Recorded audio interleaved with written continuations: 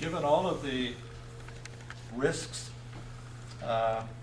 ultimate serious outcomes, and also the difficulties such as enforceability, and what you were just talking about was even just recognizing one kind of small fish from another.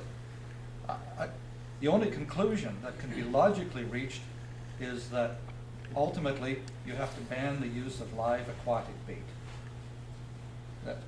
No other solution will work in the long term, in my opinion. And doing that speaks to every one of the problems that you've listed and every one of the issues that you've listed. It also speaks to some things that you haven't, such as the movement of what doesn't come under the category of this invasive species plan, which is existing species moving to new waters within the watershed, such as perch going into brook trout lakes.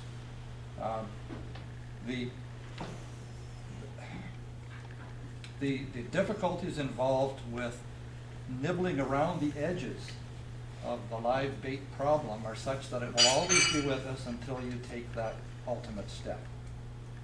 For instance, Lake Superior Provincial Park is just north of here, about an hour-and-a-half drive. It's had a prohibition on the use of live bait fish in the park for some 20-plus years. Every winter, people are charged with using live bait fish on the lakes in the park.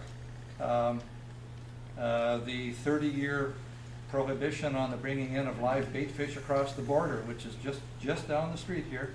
Every year, people are still bringing in live bait fish and not doing so. The only way to really address it is to simply prohibit the use of live bait fish for live bait fish and other live aquatic species like inverts in Ontario. So I'll just take a minute to respond. Yep. It's a good observation, because that is one end of the management framework. If you were going to change the way bait looked in Ontario, for instance, from what it is now to something different, that's always an option that we would entertain. Not necessarily one that we're striving for, because it's only one of many options. And it is interesting the point that you made. You said it's prohibited in Lake Superior, or you mentioned Lake Superior National Park, right? Provincial Park. And you still continue to have people that are not in compliance. Because some people would argue the only way you can manage this is to ban the use of bait. Yep. But it seems clear from what you said that is not necessarily effective either.